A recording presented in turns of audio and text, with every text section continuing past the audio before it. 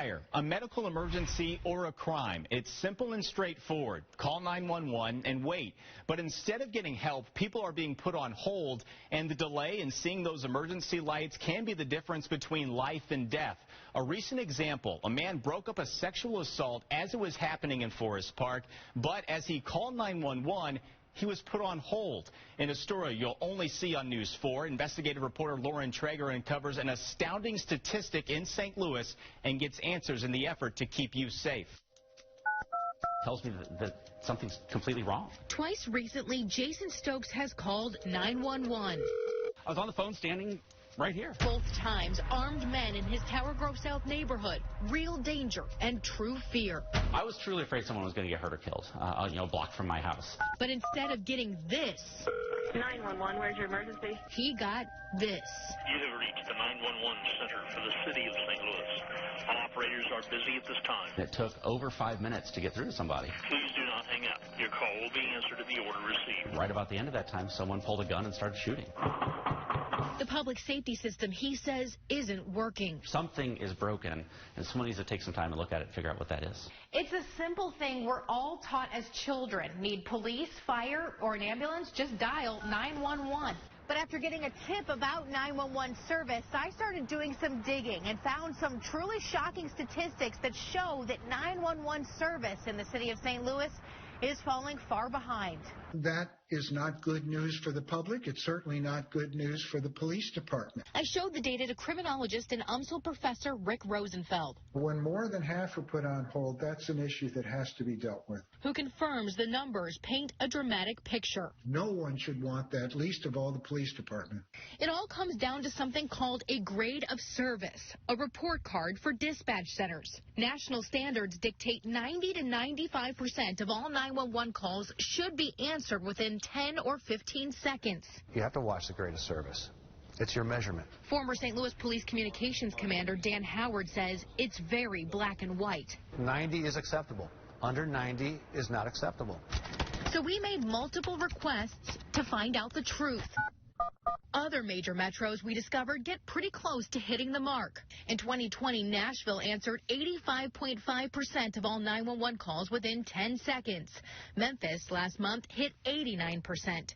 Kansas City more than 92%. And closer to home, St. Charles County answered 99% of their calls in 2020 within 10 seconds. St. Louis County hit 89% in December 2020. But St. Louis City tanked. The city's grade of service in 2020, 65%, with some times of day averaging 50% for the year, meaning half of 911 calls put on hold for more than 10 seconds. You hear 50%. What do you think about that?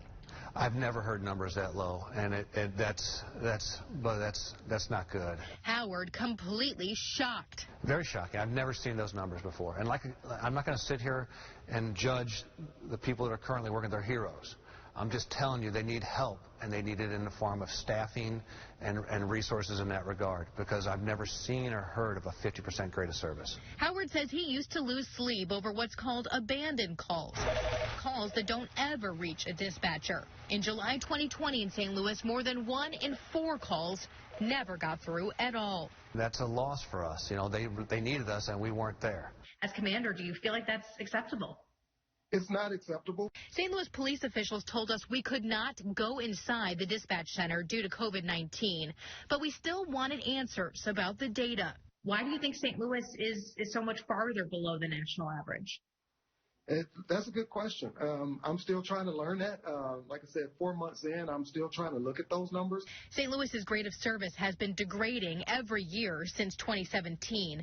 But while Lieutenant Elston acknowledges the numbers are lower than they'd like, he disagrees with the alarm. What would you say to people who say that seems like it's at a crisis level? I wouldn't say at a crisis level, but it's also what type of events we're handling at that time. I mean, we might have 2 shootings going on or something like that, and those type of events will generate more calls. More, he says, people often bog down the system with calls that aren't emergencies. We had someone trying to ask us how to take their pills or when the schedule is for their pills. So those type of calls actually take away from us actually answering the real 911 calls we need to. COVID-related questions, too, he says, required more time on each call. We are definitely understaffed, and we definitely need more help. Emergency 911. But he says they simply don't have enough people to answer the phone. Right now, they are 18 dispatchers short. We have a high turnover. Sometimes people get here and go, this is not for me. I don't want to do this, because they see how fast-paced it could be. They see the stress of it. Does this need to be a huge wake-up call to city leaders? If you're telling me there's a 50% greatest service, that is, people should step back and take a hard look at that today. Howard says it's clear the city needs to pay its dispatchers more. Someone in leadership needs to step up and say, this is a problem and I'm going to solve it. Wondering when he might have to call 911 again, Stokes says the situation is scary. If you can't handle it on a day-to-day basis, how would you ever handle it when things really go south? People we talked to say St. Louis starts their dispatchers off at a lower pay than surrounding agencies, so that's why they have a hard time filling spots and keeping people in the job. The department just announced a new software system that should allow them to better prioritize 911 calls over non-emergency calls. They say they hope that will improve the numbers significantly. We'll keep checking to see if it does. I'm Lauren Traeger, News 4 Investigates.